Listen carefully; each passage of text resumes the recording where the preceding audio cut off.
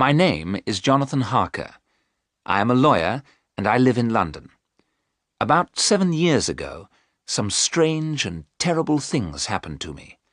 Many of my dear friends were in danger too. At last, we have decided to tell the story of that terrible time.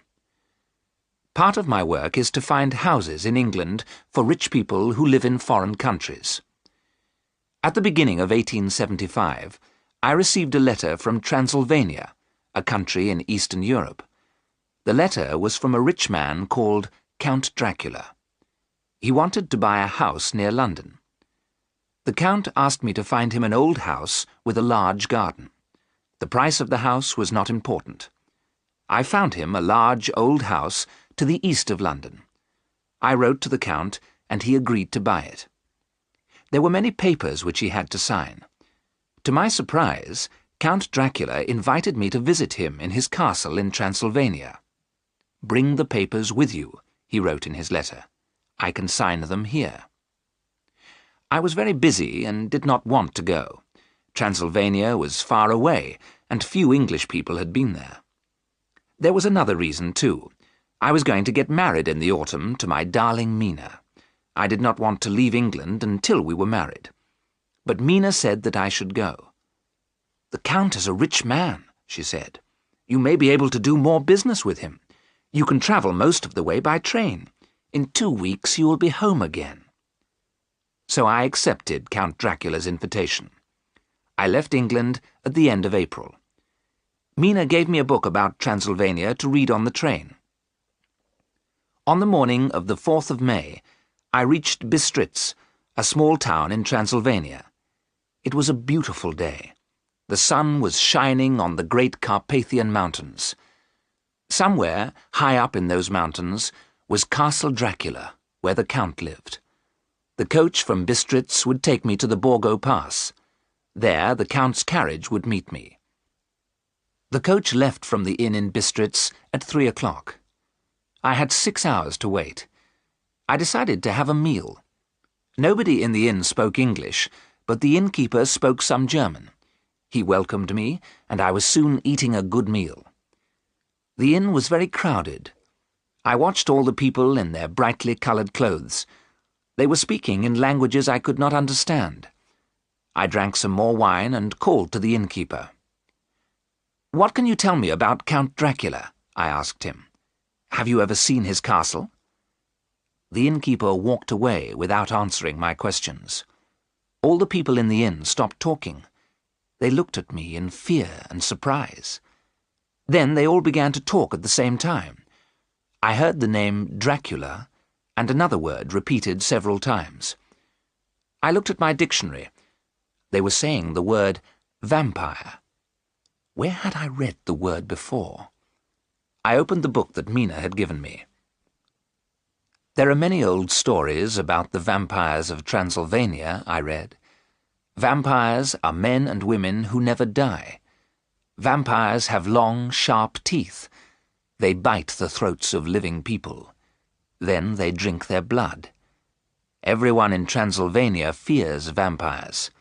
People often wear a cross to keep themselves safe." I shut the book quickly. Did people believe these stories? It was time for me to leave. I paid for my meal. Then I walked outside and got into the coach. There was a crowd of people outside the inn.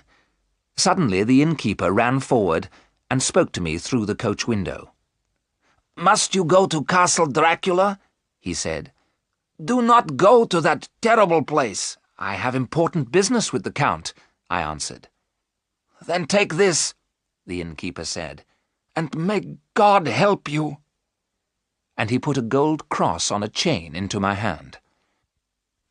As the coach began to move, strange thoughts went through my mind. Who was this man I was going to meet? Did Count Dracula have strange powers? I could not believe it. The coach began to move more quickly. The sun shone on the trees and the water of little rivers. There was snow on the tops of the highest mountains. What a beautiful country Transylvania was.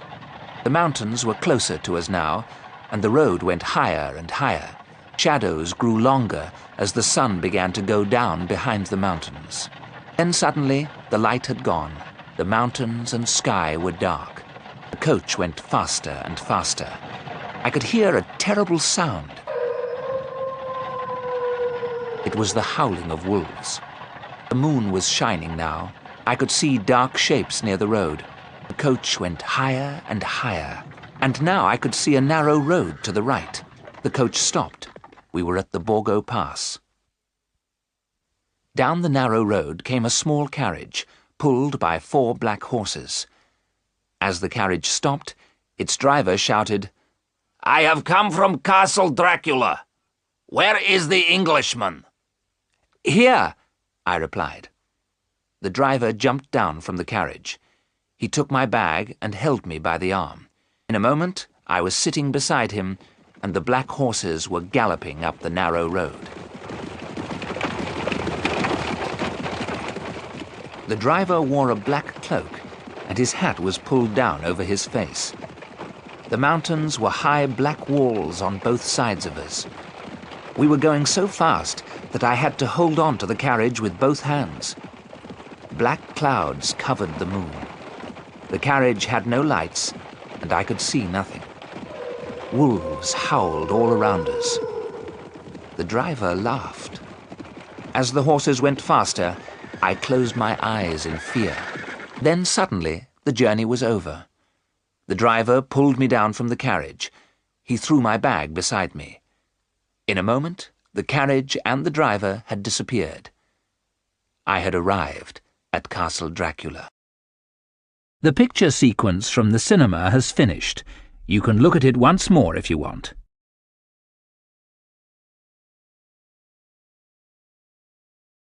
I looked up at the high castle walls. There were no lights in any of the windows. In front of me was a great wooden door. As I stood there, I heard the door being unlocked. It opened slowly. A very tall old man was standing there. He held a lamp in his hand.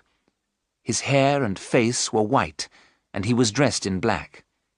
He held his lamp up high and said, "Welcome to my home. Enter Castle Dracula, Mr. Harker." As I stepped inside, Count Dracula took hold of my arm. He was terribly strong, and his hand was as cold as ice. The Count locked the door carefully and put the keys into his pocket. I followed him down long passages and up winding stairs. I walked like a man in a dream. At last the Count opened a door and led me into a room without windows. I could see 2 open doors. Through one door I could see a bedroom. Through the other door I could see food and drink on a table. "When you are ready, my dear friend," the Count said, "I shall be waiting for you." In a few minutes I was sitting at the table. I was very hungry. The Count told me he had already eaten. Later we sat together near the fire. The Count spoke good English, and he asked me many questions. I was tired, and I began to feel very ill. The castle was completely silent, but outside the wolves were howling. "Can you hear the children of the night?" the Count said quietly. "Listen to their music." Count Dracula's face was very close to mine. The fire made his eyes shine with a red light. There was an unpleasant smell in the room. I wondered what it was. The Count smiled. He had very red lips, and his teeth were long and sharp. "You are tired," he said. "It is time for you to sleep." That night, I had strange and terrible dreams. In my dreams, I heard the sound of wolves and strange laughter. When I woke up, it was late in the morning. There was fresh food in the other room, and a note from the Count on the table. "I have to leave you alone today," I read. "You can go anywhere in the castle, but some doors are locked. Do not try to open them. D." I saw no one all day, but I found the Count's library. It was full of books about England, and I spent the day reading them. I was still reading when Count Dracula returned in the evening. "These books are my good friends," he said. "They have taught me a lot about your country, and now I have you, Mr. Harker, to talk to." "You speak English well, Count," I said. The Count smiled and showed his sharp white teeth.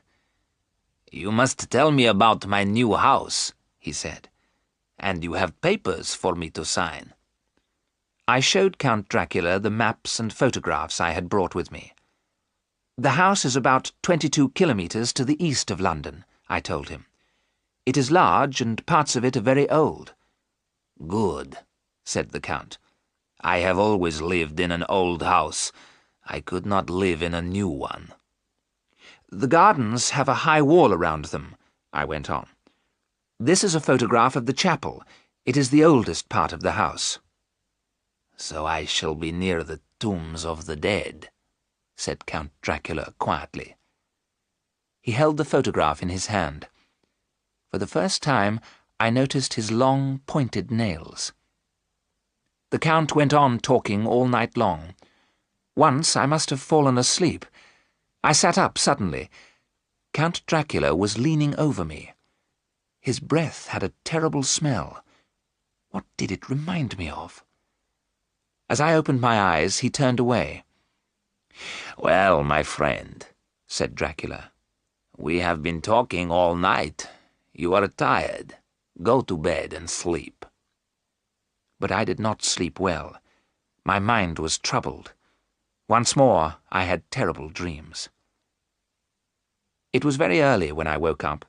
I decided to dress and shave. I looked round my bedroom. To my surprise, there was no mirror. Fortunately, I had brought a small shaving mirror with me. I hung it by the window and began to shave. "Good morning, my friend," said a voice behind me. I was so surprised that my razor slipped, and I cut myself. I turned. There stood Count Dracula. He had come up behind me. Why had I not seen his face in my mirror? The Count saw the blood on my face. He made a strange sound, and his hands moved towards my throat. His eyes shone with red fire. Then his hands touched the cross around my neck, and the fire in his eyes disappeared. "Take care," he said. "It is dangerous to cut yourself in Castle Dracula, and this mirror is not needed here." As he spoke, he threw my mirror out of the open window. It broke on the stones far below. The Count turned and left the room. When I went to have my breakfast, he had gone. I was by myself once again. I was very restless. I spent the day looking round the castle. Wherever I went, I found locked doors. Some windows opened, but they were high up in the castle walls. The ground was hundreds of meters below. There was no way out of the castle.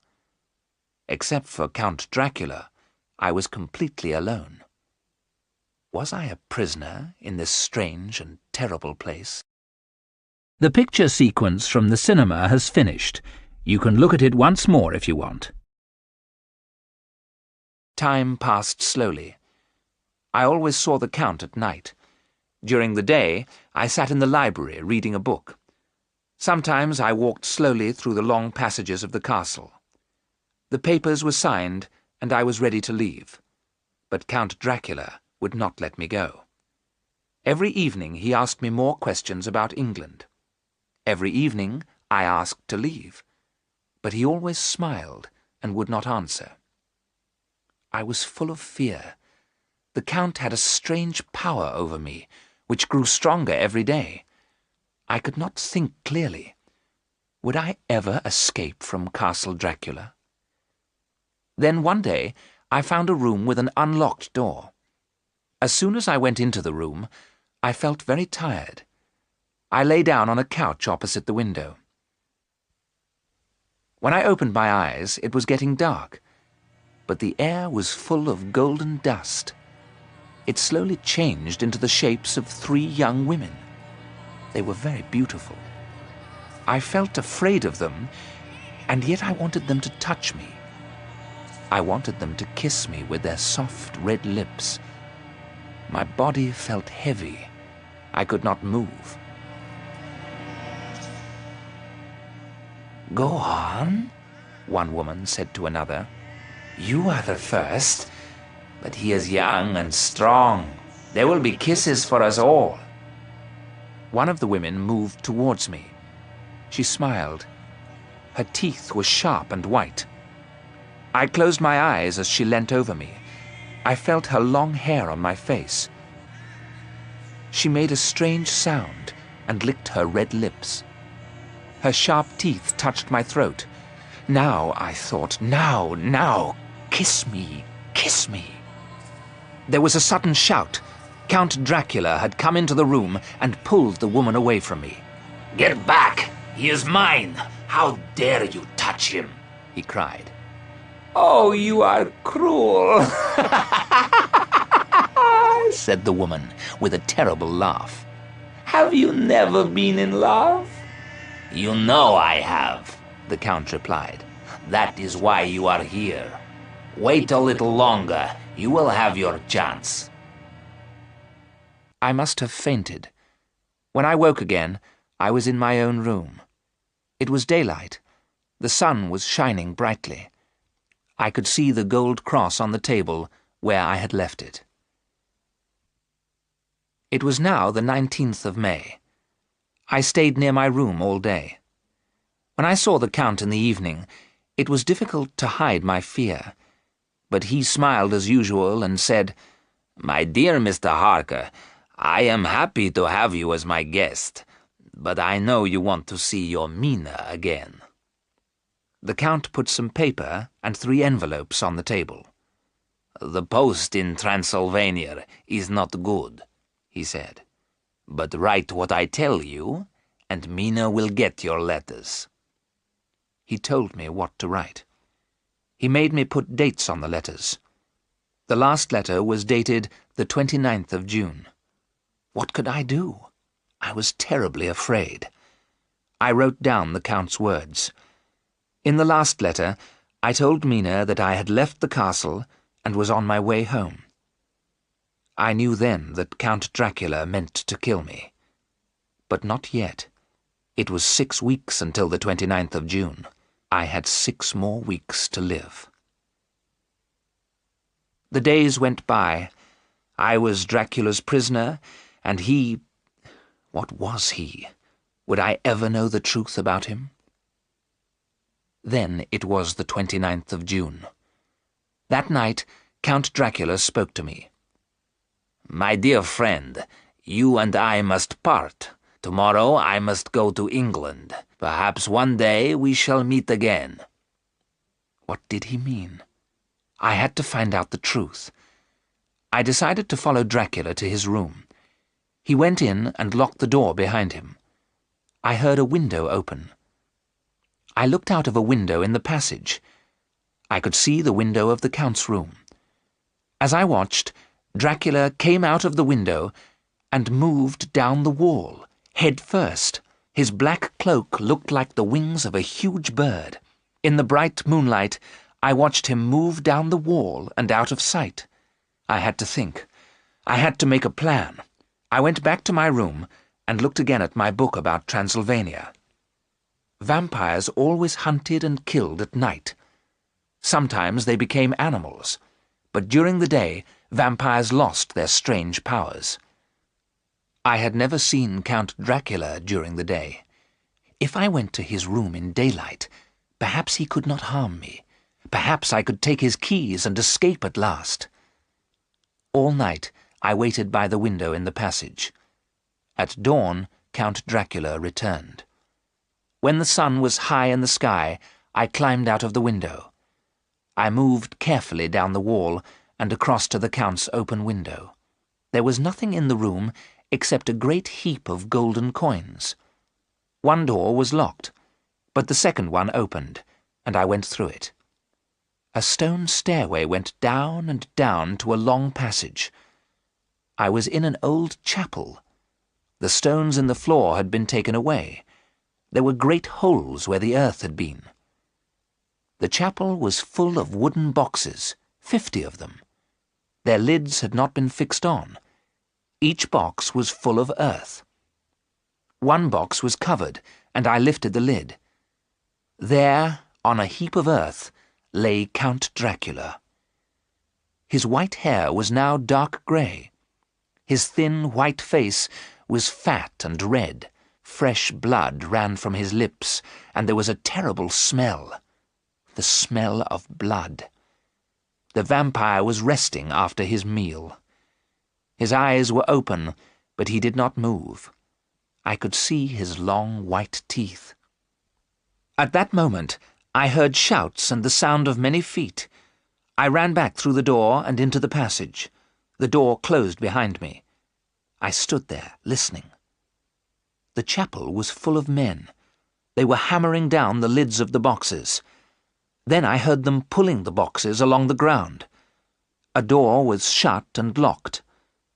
Count Dracula was on his way to England, and I was locked inside his castle. I ran down the passage, up the stone stairs, and back to the Count's room. I put some of the gold coins in my pockets and ran to the open window. The ground was many meters below.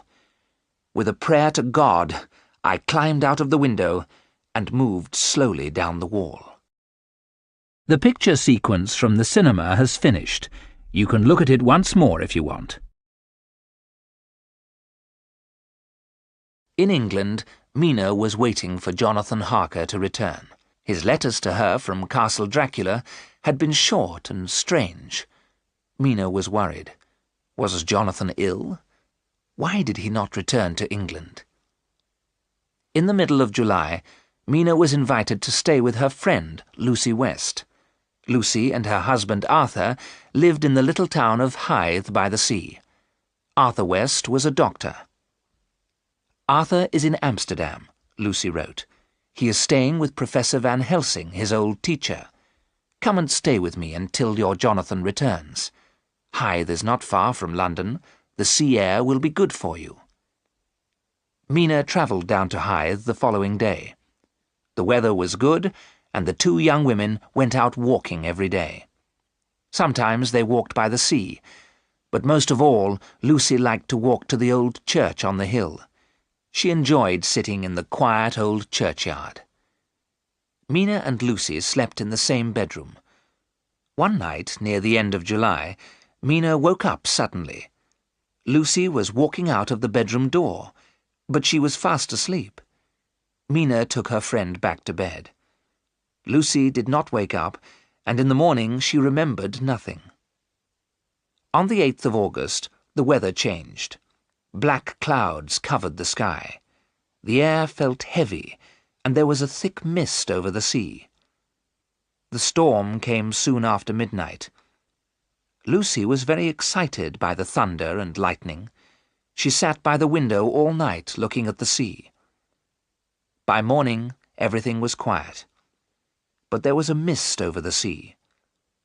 Lucy's servant told the two friends that a ship had been wrecked on the shore.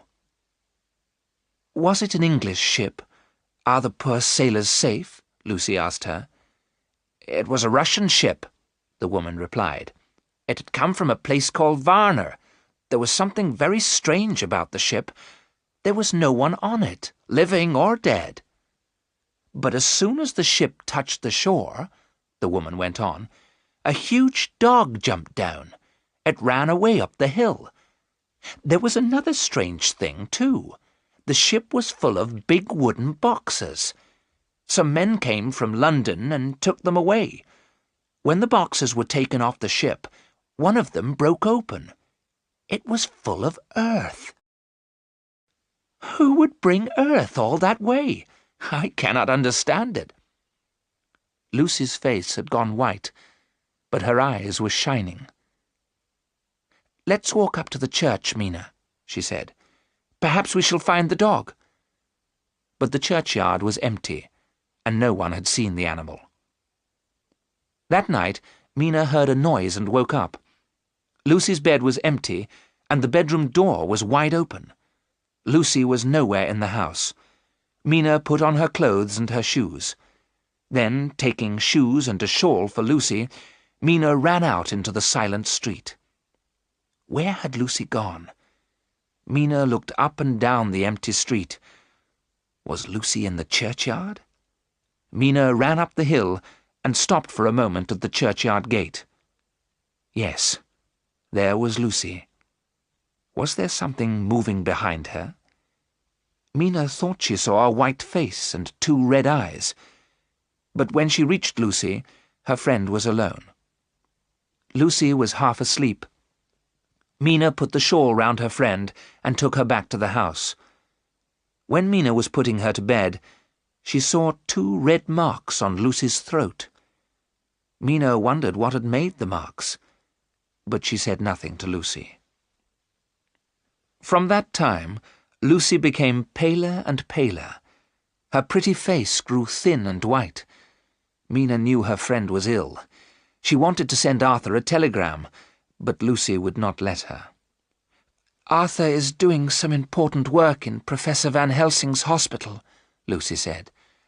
"I do not want to worry him." But every night Lucy left her bed while she was asleep.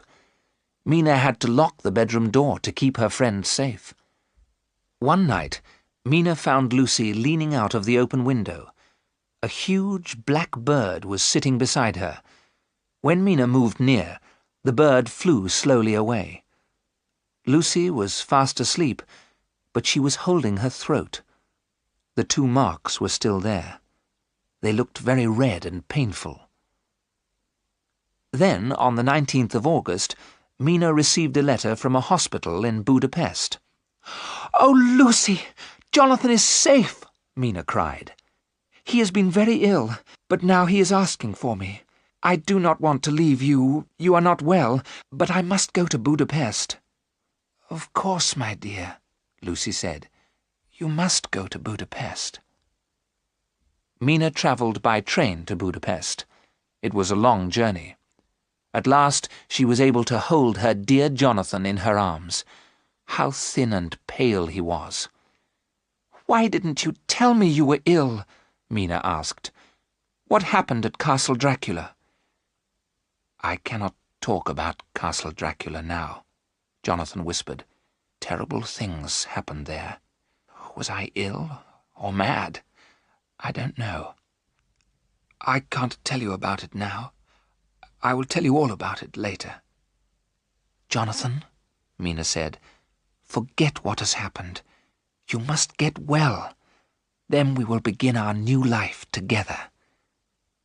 "Yes," Jonathan whispered, "but we will get married at once. I will never leave you again." Mina and Jonathan were married on the 1st of September in Budapest. They did not reach England until the 18th of September. The weather in London was fine and warm. Mina and Jonathan drove slowly through the city in the early evening. The streets were full of happy people. Suddenly Jonathan gave a terrible cry. "My God, look!" he said. "It is the Count!" Jonathan pointed at a tall man who was talking to a beautiful young woman. The man had a cruel white face. As he smiled, Mina saw his red lips and sharp white teeth. "Count Dracula is here in London," Jonathan cried. "I was not mad. Those things did happen in Castle Dracula." "Please, Jonathan, you will be ill again," Mina said. "The Count has a house near London. Why shouldn't he be here?" "There is terrible danger," Jonathan told her.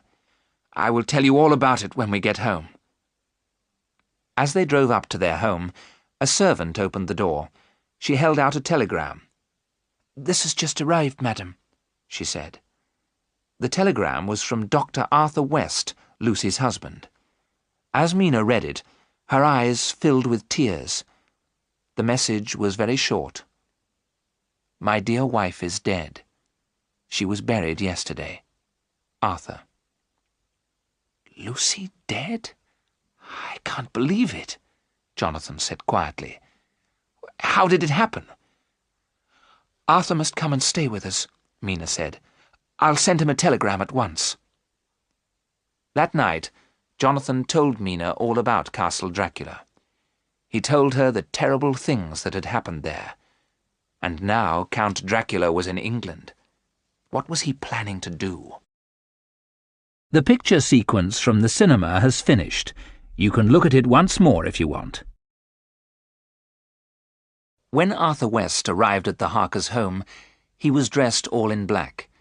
His face was pale and sad. The three friends had many things to talk about. After dinner, Mina spoke to him quietly. "Arthur, dear, Lucy's death has been a great shock to us both. Can you tell us how she died?" "I returned from Amsterdam about a week after you left Hythe," Arthur replied. "By that time Lucy was very ill. Her face was pale, and she was very thin. I examined her, but I could not find anything wrong." "Was Lucy still leaving her bed at night? Was she still walking in her sleep?" Mina asked. "Yes," Arthur said, "and she began to have strange dreams. She saw red eyes and golden dust moving in the air." "Golden dust," Jonathan repeated slowly. "Is the Count at work already? Go on, Arthur. I will tell you my story later." "The dreams worried me," Arthur went on. "I sent a telegram to Professor Van Helsing in Amsterdam. He came to Hythe immediately. When Van Helsing arrived, Lucy was too ill to get out of bed," Arthur told his friends. "Van Helsing examined her with great care. He told me that Lucy had lost a lot of blood. She needed a blood transfusion to save her life. I told the professor to take the blood from me." "Oh, God," Jonathan said quietly. "Were there any marks on Lucy's throat? Small red marks?" Arthur looked very surprised. "Yes, there were. How did you know?" he said. "The marks worried the professor very much." "Did the blood help Lucy?" Mina asked. "Yes, she looked better at once," Arthur replied, "and she had a quiet night. In the morning she was well and happy. Van Helsing visited her and brought lots of garlic plants." "Then the professor knew," Jonathan said quietly. "Knew what?" Arthur asked. "The garlic had a very strong smell, but Van Helsing put it all round our bedroom. Then he twisted some of the white flowers together and put them around Lucy's neck." "Why didn't the garlic keep Lucy safe?" Jonathan said. "I cannot understand it." Arthur told his friends the rest of the story. Van Helsing stayed in Hythe for a few days. Slowly, Lucy grew stronger. One night, Arthur went out to visit a sick child. Van Helsing was in the library reading. Lucy was sleeping in her room. The garlic flowers were round her neck, and she looked very beautiful. The bedroom window was shut. "I was away for several hours," Arthur went on. "It was morning when I returned, but the house was silent. I went into the library. Van Helsing was sleeping in the chair. I called his name, but he did not wake. Suddenly I was afraid. I ran upstairs and into our bedroom. The window was broken. There was glass all over the floor. Lucy lay on the bed with her eyes closed. She had pulled the garlic flowers away from her neck." Arthur stopped talking. There were tears in his eyes. After a few moments he went on. "I ran to get Van Helsing," Arthur said. "I called his name many times before he woke. Then he hurried with me to Lucy's bedroom. When Van Helsing saw Lucy, he told me she was dying. The marks on her throat had gone.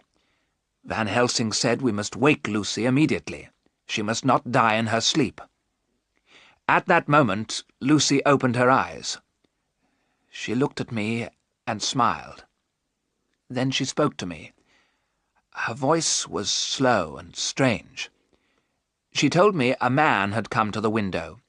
He had called her again and again. She had opened the window and asked the man to come in. Lucy took hold of my hand. Her fingers were as cold as ice. Lucy asked me to kiss her. But as I leant over, Van Helsing pulled me away. Then Lucy's face became angry. Her eyes were cruel. She was ugly. Arthur covered his face with his hands. "It was terrible," he said. "She did not look like Lucy at all." "Poor Lucy," Mina said, and she held Arthur's hand. "Did the poor girl die peacefully?" "Yes, thank God," Arthur replied.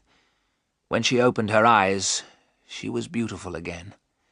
But Van Helsing would not let me kiss her lips, so I kissed her hand and her long black hair. Then she died.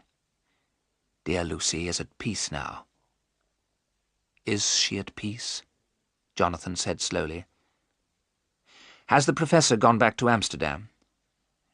"Yes, he has," Arthur replied. "But he said he would return if anything happened to Lucy.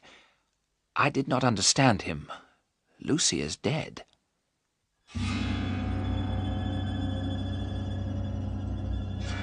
Mina looked at her husband. Their eyes were full of fear. Had Dracula been drinking Lucy's blood? Was she a vampire too?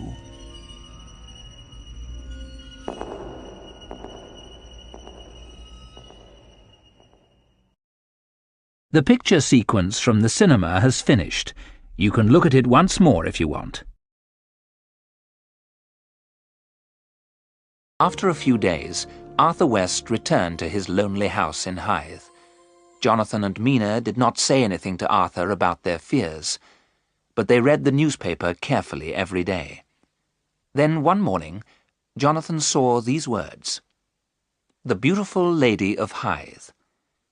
The young mothers of Hythe are very afraid. Something very strange is happening in this little town by the sea. Some young children have disappeared from their homes. When they were found, the children were safe, but they all told the same strange story. They had met a beautiful lady with long black hair. She had smiled at them and kissed them. All the children were found again in the old churchyard on the hill. They were very pale, and they all had small red marks on their throats. Who had taken them there? Was it the beautiful lady? What had made the marks on the children's necks? There have been no answers to these questions. "Is Lucy the beautiful lady?" Mina asked. "Are the little children her first victims?" "I'm afraid they are," Jonathan answered. "I will send a telegram to Van Helsing at once. He is the only man who can help us, and poor Lucy too." Professor Van Helsing left Amsterdam as soon as he received the telegram. He went at once to the Harkers' home in London. Mina welcomed the old man with tears in her eyes. "Thank you for coming so quickly," she said. "We do not have much time," Van Helsing answered. "I will do all I can to help." That night, Jonathan told the professor about Castle Dracula. The professor asked many questions. "You were lucky to get away from Castle Dracula," the professor said at last. "Vampires have terrible powers. Count Dracula is the most powerful of them all." "And I helped him to come to England," Jonathan whispered. "What does he plan to do here? Can we stop him?" "Let me tell you all I know about vampires," Van Helsing answered. "I have studied their history and read many books about them. Some vampires are hundreds of years old. They live on blood, which they take from living people. But vampires stay alive after they have been buried. Their victims die when they have lost all their blood. Then they become vampires too." "That is what happened to poor Lucy," Mina said sadly. "How can we help her? Is there anything we can do?" "We have to do 3 things to stop the vampire," Van Helsing replied. "First, we must open Lucy's coffin. Then we must hammer a sharp piece of wood through her heart. Lastly, her head must be cut off. Then she can rest forever." "Dear Lucy, how terrible," Mina said quietly. "How can we tell poor Arthur?" "We must go to Hythe at once, Mina," the old professor said. "We must help Lucy as quickly as we can. We all loved her. We are the only ones who can help her." "I shall be happy to help," Jonathan said quietly. "After we have helped Lucy, we must fight the Count himself," the professor said. "No one in England is safe until the greatest vampire of all is destroyed." The three friends left immediately for Hythe. They told Arthur that Lucy had become a vampire. At first he was very angry, but Jonathan told Arthur what had happened at Castle Dracula. Then Arthur knew that their terrible story was true. Arthur, Jonathan, and Van Helsing went to the churchyard late that night. Lucy West had been buried in the family vault in the churchyard. The professor was carrying a large bag. Arthur opened the vault with his key. The three men stood quietly around Lucy's coffin. "Look carefully," the professor said. "The vault has not been opened since Lucy's funeral, has it? Now watch." Then, with a long piece of iron, Van Helsing began to open Lucy's coffin.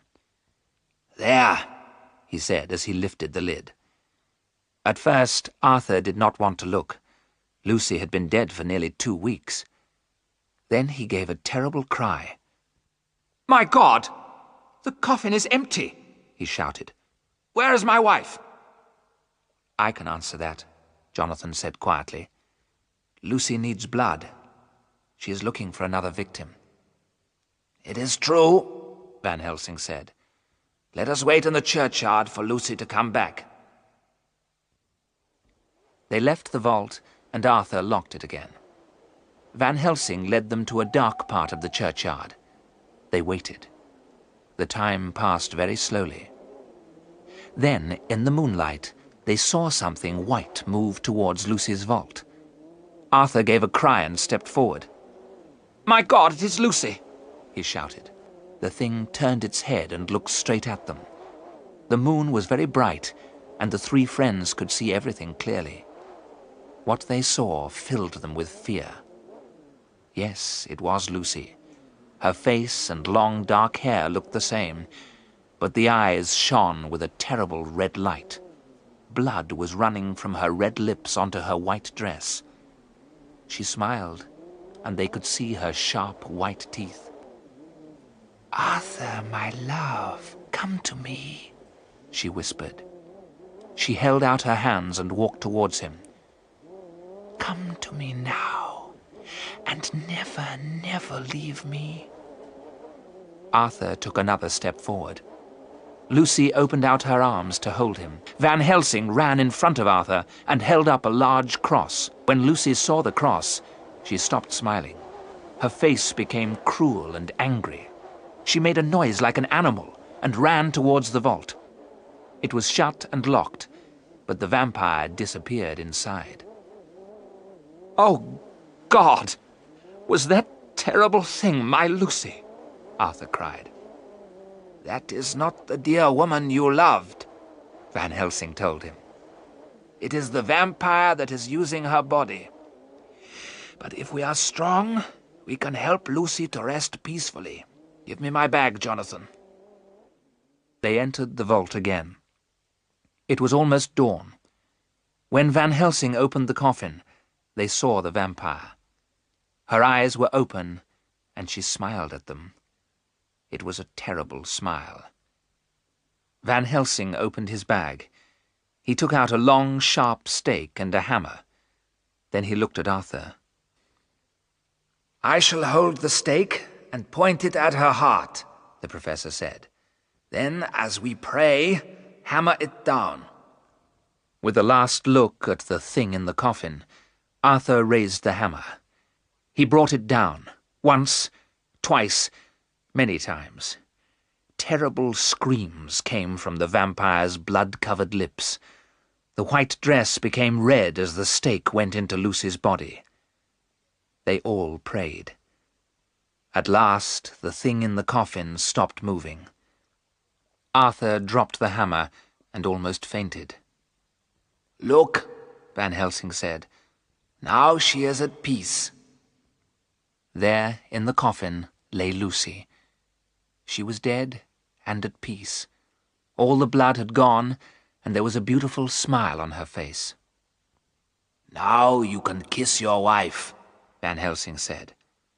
Arthur kissed Lucy once on the lips. Then he turned and left the vault. Van Helsing and Jonathan worked together. They cut off Lucy's head. Then they closed the coffin lid and hammered it down. When they left the vault, it was daylight. Birds were singing and the air was warm. "We have begun our work," Van Helsing said to Jonathan and Arthur. "but we have not finished it. Now we must find Count Dracula. We must destroy him forever." The picture sequence from the cinema has finished. You can look at it once more if you want. After they had left the vault, the friends slept for several hours. Then, later in the day, they met to make their plans. "We are all in danger," Van Helsing said. "Dracula must know that he has enemies in England. He will soon find out what we are doing. Then he will attack us." "Why don't we attack him first?" Arthur cried. "We must go to his house together. Where is his house, Jonathan?" "I can't remember," Jonathan replied slowly. "It's very strange. I think Dracula has made me forget. All the papers about his house are in my office in London." "Then let us all go back to London quickly," said Van Helsing. "We must find out where Dracula is hiding. It will be safer if we are all together. The vampire is very powerful." They went to London, and Jonathan hurried to his office. But he could not find the papers. They had all been taken. He returned home at once. He told the others what had happened. "Dracula has taken the papers," Van Helsing said. "He knows he is in danger. He knows we are his enemies. But vampires have no power during daylight. In daylight, Dracula rests in one of the boxes from Transylvania. They must be in his house." "But where is his house?" Mina cried. The old professor thought for a moment. Then he looked at Jonathan carefully. "If you agree, I shall hypnotize you," he said. "Then you may remember where Dracula's house is." "Yes, I agree," Jonathan said. "Do what you can, Professor. I am ready." Van Helsing sat opposite Jonathan and spoke to him quietly. The young man's eyes closed. He began to breathe more slowly. "Count Dracula has a house near London. Where is it, Jonathan?" the professor asked. Jonathan answered in a slow, clear voice. "The Count is living to the east of London," he said. "His house is very big and very old. There is a high wall round it." "How did you get there, Jonathan?" asked Van Helsing. "The nearest railway station is about a mile away from the house." "What is the name of the station, Jonathan?" Van Helsing asked. "It is difficult to remember. There is a mist in front of my eyes. Now the mist is going. The name is Purfleet. The mist is coming back, a golden mist. I can see red eyes. They are looking for me." "Wake up, Jonathan," the professor said quickly. Jonathan opened his eyes. "You are in danger," Van Helsing said. "Dracula knew what I was doing. We do not have much time." "What shall we do?" Arthur asked. "We must get into Dracula's house and look for the boxes of earth," Van Helsing replied. "You must stay here, Mina. Don't leave the house. Dracula is not far away. Remember what happened to Lucy." "We cannot leave Mina here on her own," Jonathan cried. "She will be safe," the professor said. No vampire can enter a house unless he is invited in. Lucy walked in her sleep, and Dracula met her in the churchyard. Stay in the house, Mina, and you will be safe." The three men left the Harkers' house in the afternoon. The things they needed were in their bags. They went by train. When they reached Purfleet Station, the professor asked a few questions. A man at the station was able to answer them. A tall, dark stranger had bought a big house not far from the station. Later, 50 huge boxes had been sent to the house. The stranger was living there alone. The three friends were sure that the stranger was Dracula. Very soon they were on the road to the house. As they walked, they became more and more tired. At last they reached the old house, but the daylight had almost gone. Van Helsing looked at his friends. "It is dark. We are late," he said. "Dracula will have left the house. While he is away, we will destroy his resting places." The high wall of the garden was broken in one place. They were able to climb it easily. The garden was silent and empty. The house was dark. At the back of the house they found a broken window. They were soon inside. The old house was full of dust. The air smelt unpleasant, and it was very cold. Every room was empty. Then, at the end of a long passage, they found a large wooden door. The key was in the lock, and Van Helsing turned it slowly. There was a terrible smell that reminded Jonathan of Castle Dracula. "This place smells of blood," Arthur West whispered. As he held up his lamp, rats ran away from the light. Some steps went down to the old chapel. There, on the cold, wet stones, were the wooden boxes. "Those are the boxes I saw in Castle Dracula," Jonathan said quietly. "We must work quickly," the professor said, opening his bag. "Dracula must not find us here. Inside every box we will place some holy bread. Then the vampire will be in our power." The men worked for many hours. One by one the boxes were opened. Then holy bread was placed on the earth inside. The lids were hammered down. The two young men worked together. Old Van Helsing stood by the open door at the top of the steps. He held a cross in his hand. Jonathan and Arthur had one more box to open. Suddenly Van Helsing gave a cry. "The Count! The Count!" he shouted down to them. "The vampire is coming back! We have no more time! Leave the last box and follow me!" One box was left unopened. Jonathan and Arthur ran up the stone steps and after the professor. As they reached the broken window, they heard a terrible cry. They turned quickly. Count Dracula was coming towards them. His face was white and angry. His eyes shone with red fire. When the vampire saw Jonathan, he jumped at him like a wild animal. But Van Helsing stood in front of Jonathan and held up his cross. Dracula stepped back. "You cannot stop me," he cried out. "I am Dracula. I have lived and fought my enemies for hundreds of years. I have fought armies. How can 3 men stop me now?" Suddenly the house was full of strange mist. The three friends got out of the window and ran across the garden. They found the broken part of the wall and climbed over. In the road, the air was clear. The moonlight shone on the men's white faces. "Come," said Van Helsing. "We must get back to Mina. She may be in danger." The three friends hurried to the little station. They caught a train to London. When they reached Jonathan's house, it was quiet. Jonathan unlocked the front door, and the three men went upstairs to their own bedrooms. Jonathan opened his door quietly, and then he gave a terrible cry.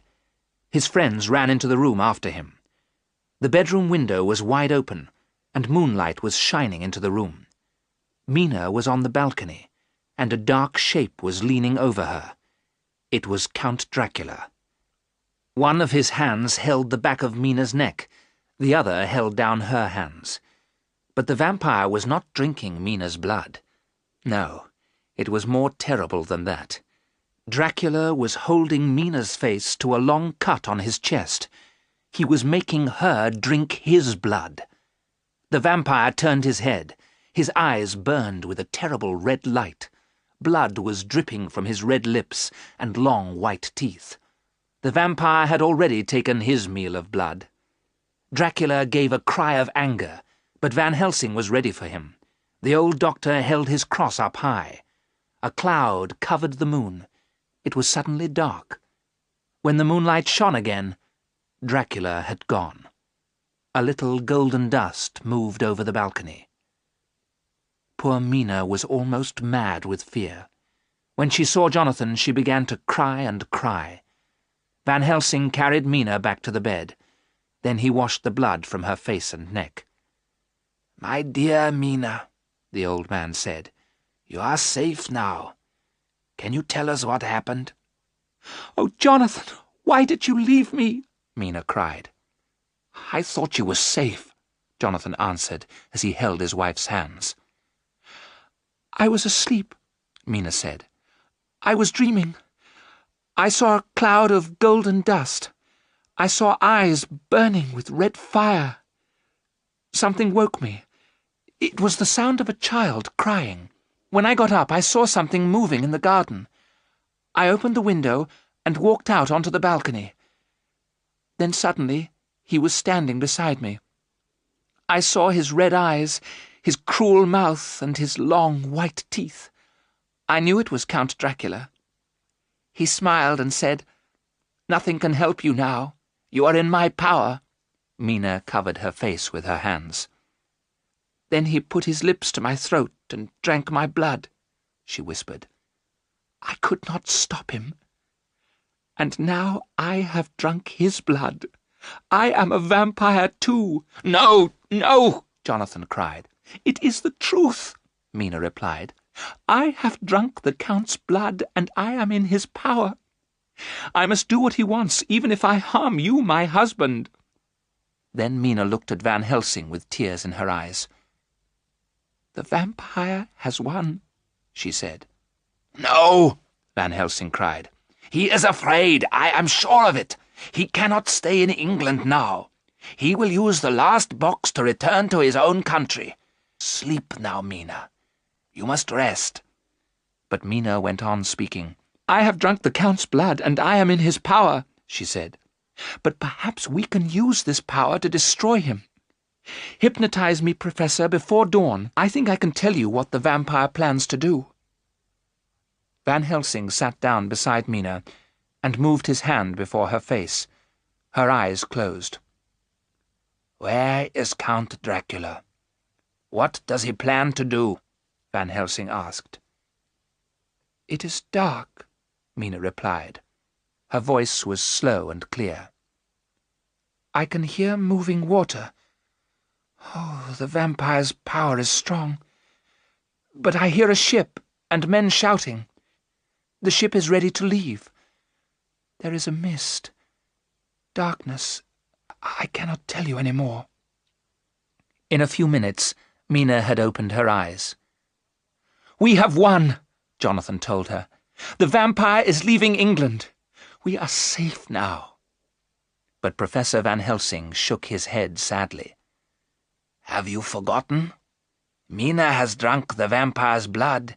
He has drunk hers. If Mina dies before Dracula is destroyed, she will be a vampire forever." The picture sequence from the cinema has finished. You can look at it once more if you want. Count Dracula's plan had failed. The vampire was returning to his own country. In Transylvania, he would be safe. If the vampire reached Castle Dracula, he could rest and grow strong again. And while he lived, Mina was in terrible danger. Count Dracula had to be destroyed before he reached his castle. Arthur and Jonathan went to the port of London the next day. They found that a ship called the Queen Catherine had left for Varna. Varna was a port on the Black Sea. Dracula had travelled from Varna in July. When it was dark, a tall man had carried a huge wooden box onto the Queen Catherine. The man was Count Dracula. A thick mist had covered the ship before it sailed, and Dracula was in the box.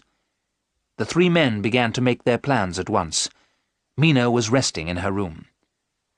"Vampires cannot cross water without help," the professor explained. "But Dracula is traveling by ship because it is easier. He will not have to move his box until the ship reaches land. When the ship reaches Varna, Dracula will wait for darkness. Then he will carry the box from the ship. Later, the box, with the Count inside, will be taken to Castle Dracula. There, the vampire will be safe." "Then we must follow him," Arthur cried. "We must—" Van Helsing held up his hand. "Before we decide what to do," he said, "I have something to tell you. Mina must not know our plans." "Why not?" Jonathan cried angrily. "Dracula has harmed her most of all." "But the vampire has power over Mina," the professor replied. "Perhaps he knows what she is thinking. Anything we tell her, he will know." No one spoke. Van Helsing and Arthur looked at their friend sadly.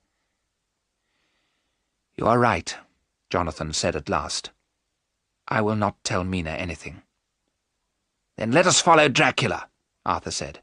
"I have money. We could hire a small, fast ship and—" "No, we must follow Dracula by land," Van Helsing replied. "He will make the ship go quickly. But the ship will take 2 weeks to reach Varna. By land, we can get there in a few days." "So we shall be waiting for him when he reaches Varna," Jonathan said. "No, not you, Jonathan," Van Helsing said. "You must stay here and look after Mina." As he spoke, the door opened. Mina stood there. Her face was pale. "No one will stay here to look after me," she said. "I am going with you." "You will be in great danger if you come with us," the professor said. "The nearer you are to Dracula—" "I know the danger, Professor," Mina replied. "If Dracula calls me to him, I shall have to go. But you can hypnotize me. Then I can tell you where the Count is." The professor smiled. "You are right, dear Mina," he said. Mina held Jonathan's hand and looked at her friends. "Every day Dracula has more power over me," Mina said. "If his power becomes too strong, you must kill me." At last the three men agreed. "Thank you," Mina said quietly. "Remember, if I become a vampire, I shall be your enemy too." In the second week of October, the four friends began their journey across Europe. They took the fastest trains, and in a few days they were in Varna. Professor Van Helsing hypnotized Mina every day. He hypnotized her before dawn and before darkness came. Dracula's power was not as strong then. Mina always said the same words. "Everything is dark. I can hear the wind. I hear the sound of moving water." So the friends knew that Dracula had not left the ship. They stayed in Varna waiting for news. More than a week passed. Every day Arthur went to the port. He asked if the Queen Catherine had arrived. Then, at last, news came.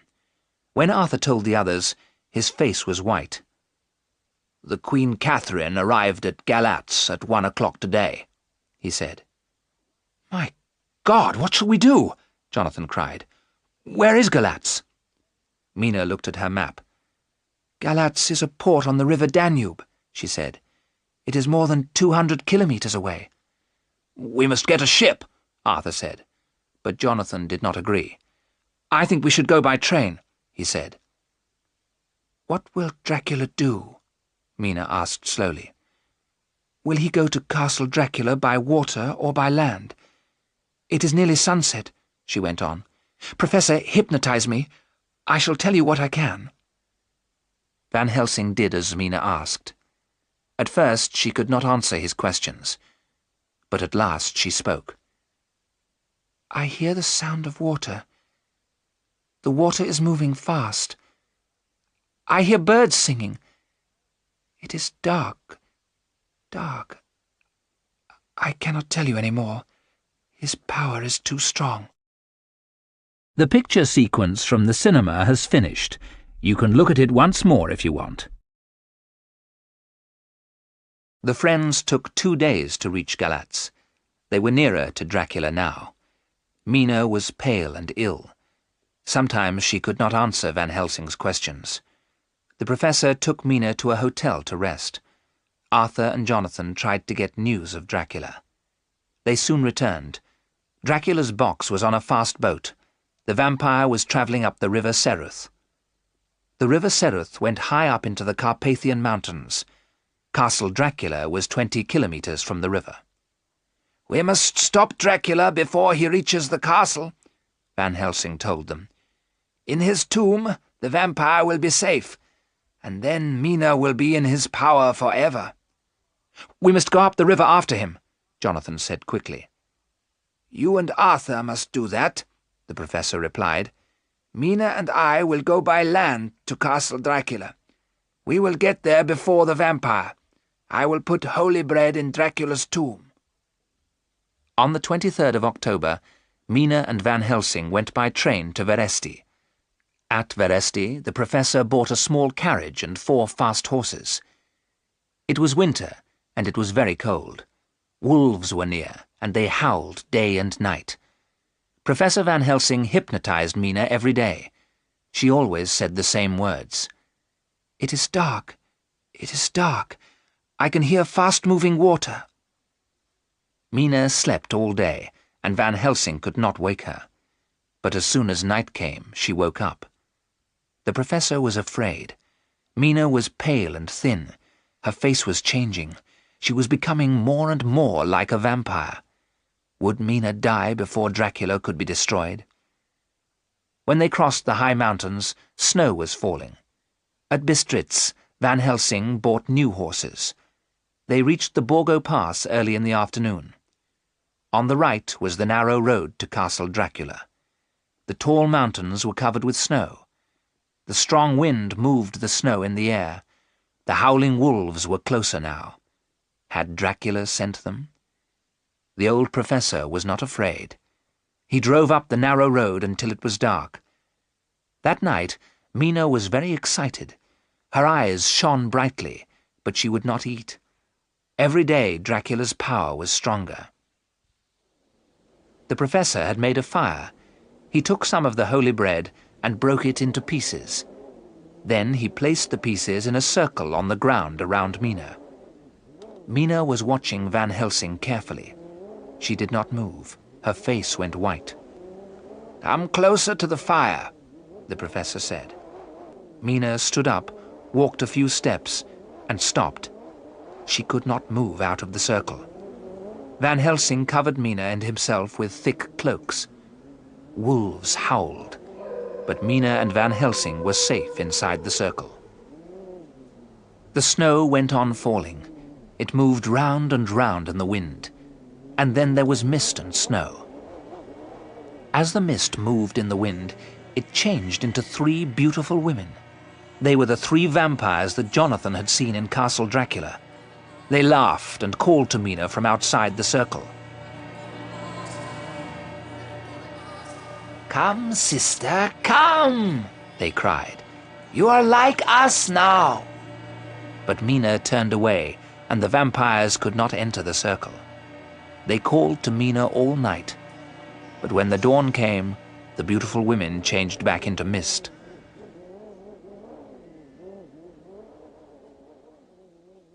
Mina slept. In the morning, the 4 horses were dead. Van Helsing made the fire as big as he could. He left Mina sleeping inside the circle. Then the old professor started to walk up the narrow road to Castle Dracula. The snow was very deep, and the wind blew into the professor's face. His bag was heavy. He was cold and afraid. He felt the vampire's power around him. Castle Dracula looked black against the white mountains. Van Helsing went on. At last he reached the terrible building. When he came to the chapel door, it was wide open. But the air inside smelled terrible, and he could not breathe. The chapel was full of old tombs. One tomb was bigger than the others. On it was written the name Dracula. When Van Helsing opened the tomb, he saw it was empty. The professor opened his bag. He took out some holy bread. He put the bread inside the tomb and closed the lid.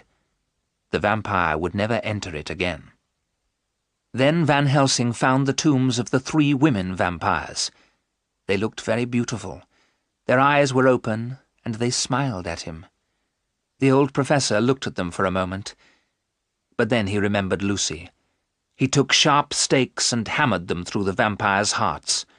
How they screamed as he hammered down the stakes.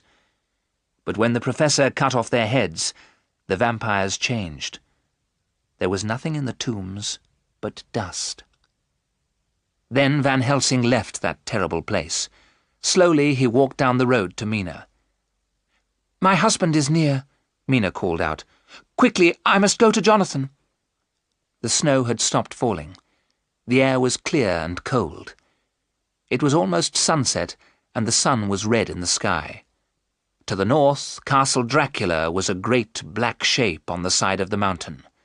Far below them, the river Ceruth was black against the snow. They could see a narrow, winding road which went up the side of the mountain. Along this road, a cart was moving quickly. On the cart was a huge wooden box. Dracula was returning to his castle. Professor Van Helsing put his arm around Mina, but she was not afraid. "Look," she whispered. Behind the cart were 2 men on horses. "It is Jonathan and Arthur," Mina cried, "and they are moving faster than the cart." "The sun is going down behind the mountains," Van Helsing said. "Dracula must be destroyed before the light has gone." Jonathan and Arthur were galloping faster and faster. Their shadows were long and black on the snow. At last the 2 friends reached the cart. The driver tried to hit Arthur, but Jonathan pulled the man down from the cart. They fought together for a moment, and then the man ran off, shouting with fear. The black shadows had grown longer now. The light had almost gone. Was there time to destroy the vampire? Jonathan jumped onto the cart. He pushed the huge wooden box down onto the snow. The box broke open. There lay Count Dracula. The last light of the sun shone onto the Count's cruel face. Jonathan's long, sharp stake was above Dracula's heart. As the stake went through the vampire's body, Dracula gave a terrible cry. Then Arthur's knife cut through the vampire's throat.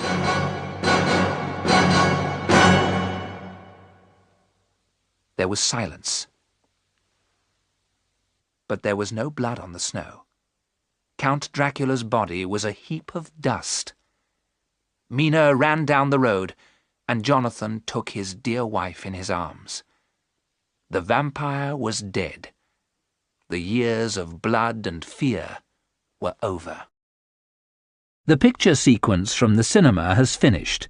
You can look at it once more if you want.